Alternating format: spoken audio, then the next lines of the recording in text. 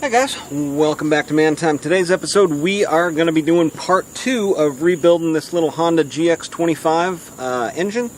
I haven't built one before, and little probably precursor to this isn't like a how-to video to do this specific type of engine. I've rebuilt several engines before in my life, and this 4-stroke engine is just like any other 4-stroke engine. It's got a crankshaft with a rod for your piston. It's got the piston on there. Piston has rings. It goes up and down in the cylinder. There's a timing belt, just like your car does. Your car has a timing belt in it. This has a timing belt. Runs right up the back side of the engine here. It's connected to the cam up top. You have to get the timing belt, the cam and the crank in time through the action of the timing belt. So I go through that process doing that, how to check it as you cycle the engine in the correct rotation. You can see that piston going up and down, and also check on here where the spark is going to be applied. So as it comes up in that compression stroke, this is coming around, hitting that coil, making that connection, making that spark plug work, and then bang, it goes back down, going the other way. So it's not too hard. It's just like rebuilding any other engine, I guess. But I didn't know, how to do this one, so I'm bringing you along with me to learn, maybe learn from my mistakes, learn what not to do. Getting that piston onto the rod was kind of a chore, and I just kind of banged it on the bench. I just wiggled the piston up into the cylinder. Maybe that's not the right way to do it either, but those are some decisions you can make. So check it out. Here is rebuilding the engine. We're going to get it back together and then get some fuel in it and get it started up and see how it went. Maybe it went okay, maybe it didn't.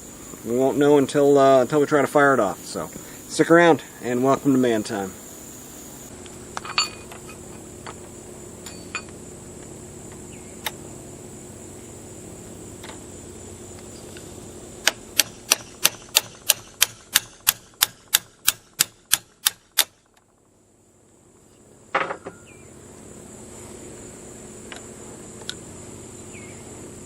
There we have it. Alright.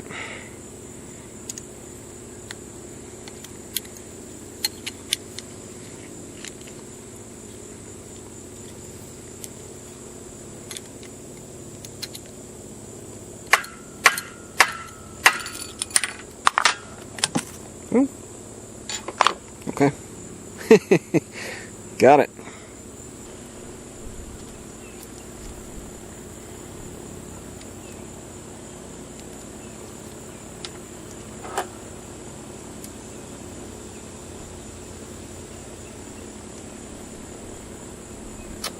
It's going to be a press fit too. How the heck are you supposed to press fit this in there without destroying the piston?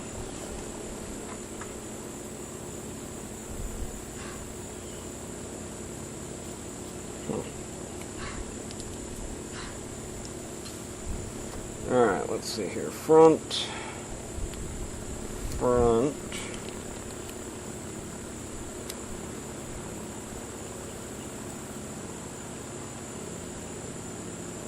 And really? We need to press this in there?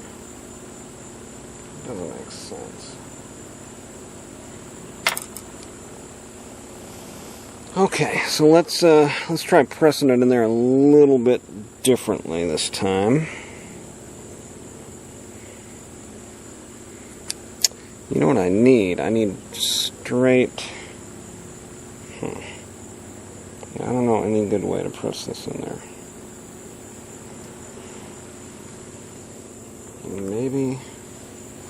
Maybe in the vise? Let's see, right? Yeah, I'm going to have to use a flat surface like that.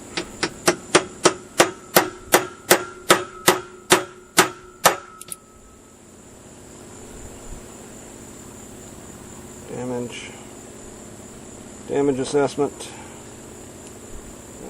Minimal. Okay. Got a little bit of a cushion under here.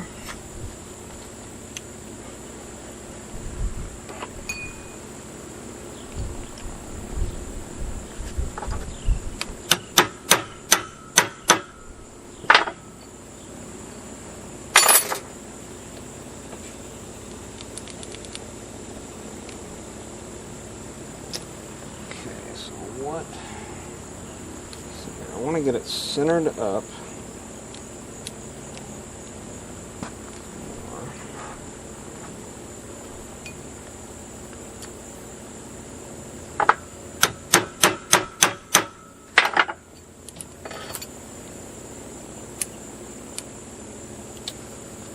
No more.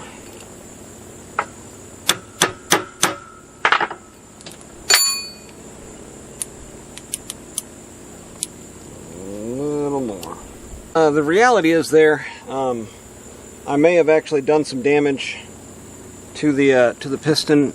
It doesn't look like it, but where I was kind of banging on it, I had it laying on the bench there, and I mean, there's just the tiniest mark.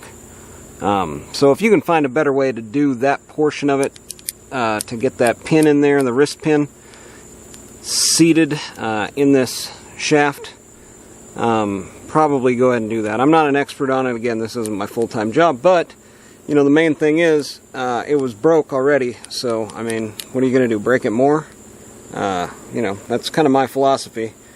It's already broke. What's your hesitation taking it apart and trying to fix it? So we will continue on. Next, we're going to put these keepers in here.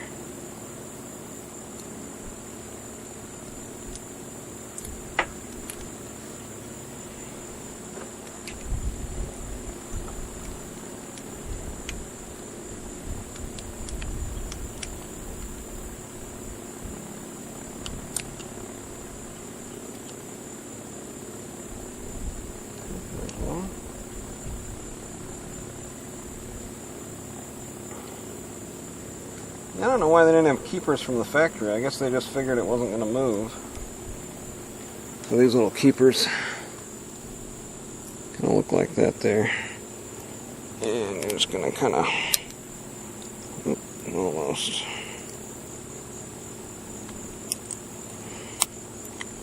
So you need to get that little part in there.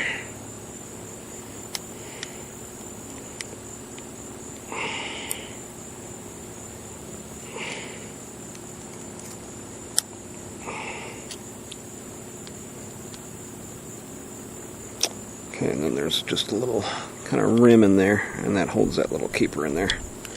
Okay, so now we are centered. A little play there, a little play down here, a little play right there, a little play up here, so we should be good to go. Alright, so this is kind of the tough part, is getting these rings compressed to get them up in there.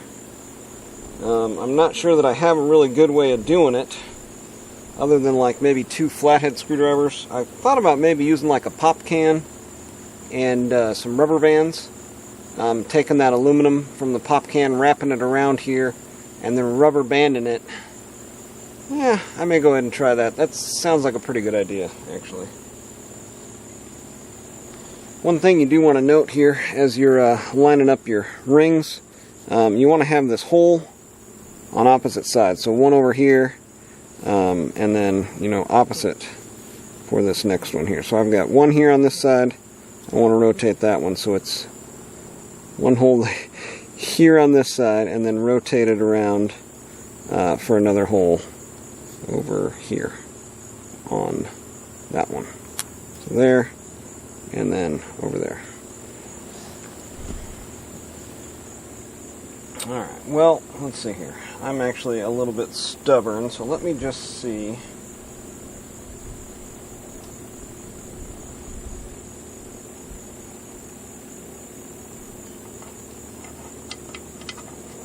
Sometimes you can just wiggle these things in there. I don't know if this one's going to do it, but.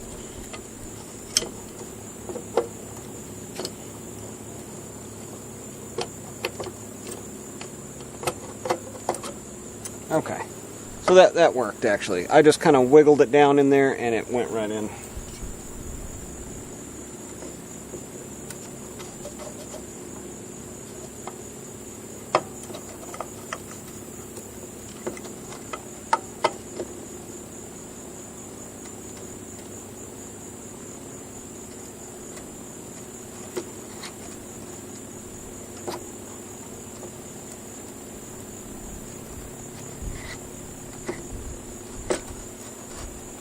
Yeah, that's nice and tight.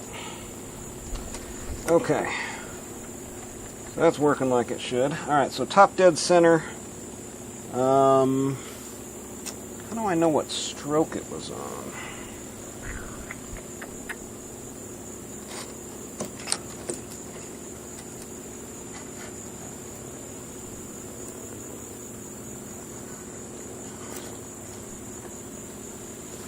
Alright. Belt.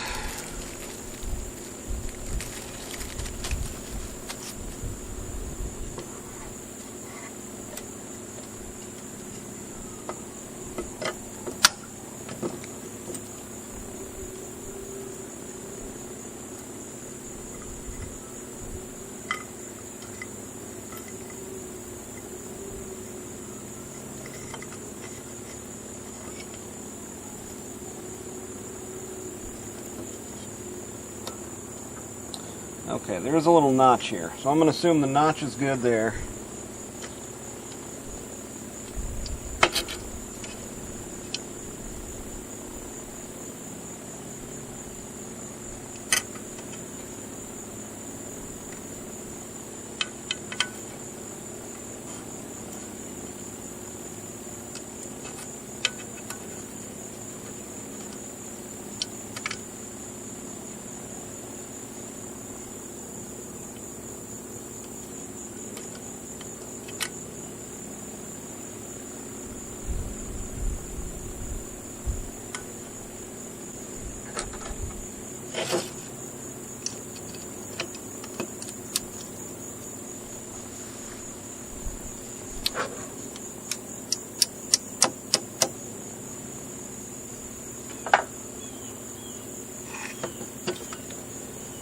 Okay, so now we are way off center. So there's top dead center there, top dead center there.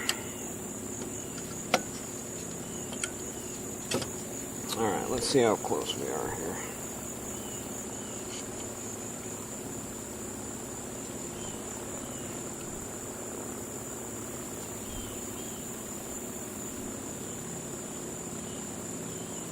Nope, I'm opposite.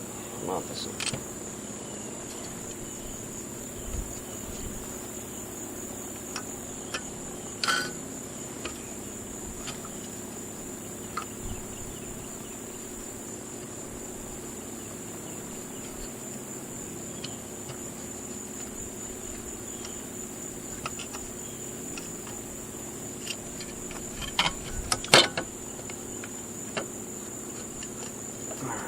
There is top dead center. Now here is top dead center. Look again.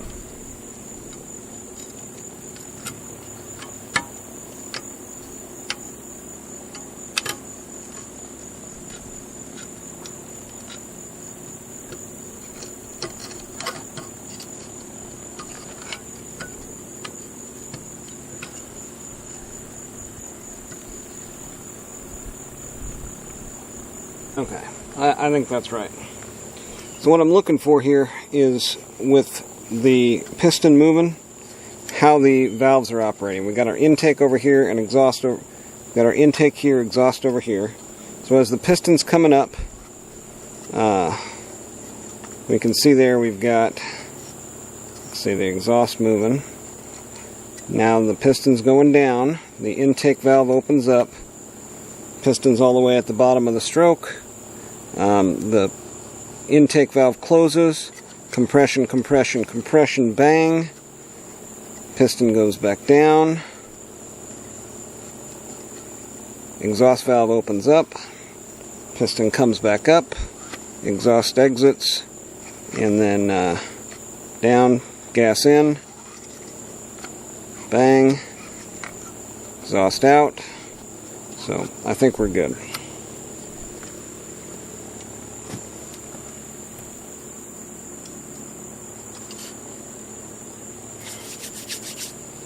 Okay, everything's done up here on top, I do believe. Let's put this back on.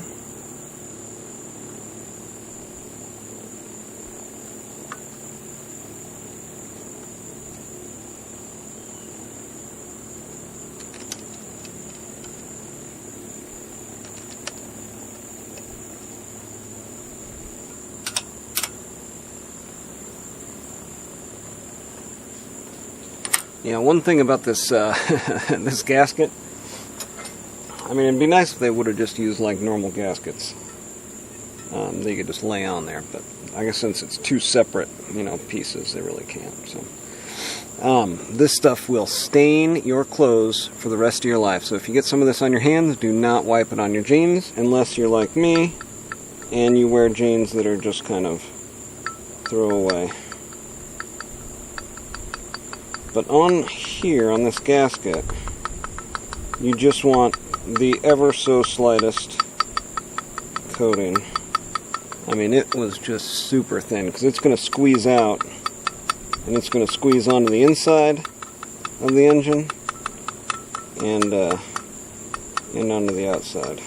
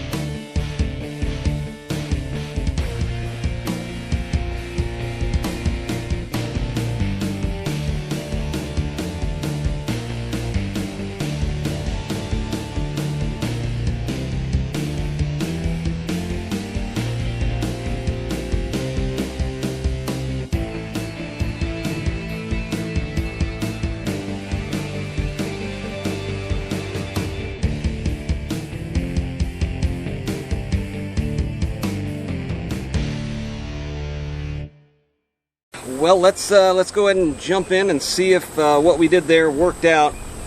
So I haven't tried to start this yet. This is going to be the first time trying to start it. I'm a little concerned with that valve, that intake valve, having that kind of pitting on there. It seemed like there should have been some sort of coating on there, coating on the cylinder. But since that whole upper assembly is one part, it's not just a jug. You know, it's pretty much useless if that valve and that seat for that valve are bad. So this is pretty much garbage. I would need to get a whole new engine for it, essentially. So yeah, if the new piston and the new cam and timing belt don't work out on it, I guess it's over. But let's go ahead and try to give it a start here. So we'll pump our bowl.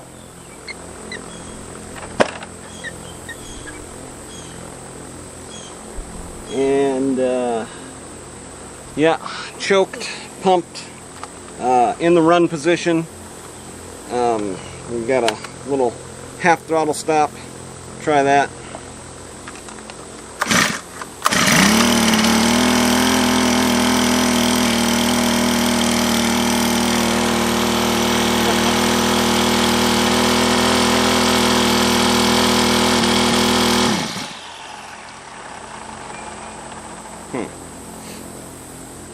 All right.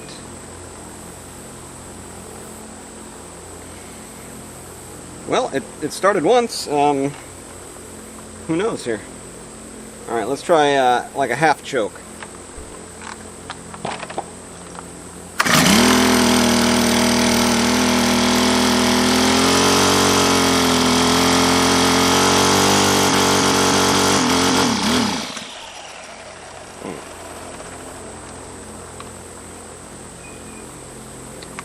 Well, we're going to want to, like when you put a new piston in something like that, you're going to want to heat cycle it. So we aren't going to want to give it full throttle right away. That new piston has got to be able to seat inside of there. So yeah, it might be good just to start it up, let it kind of heat cycle like that a couple times. Try it again here.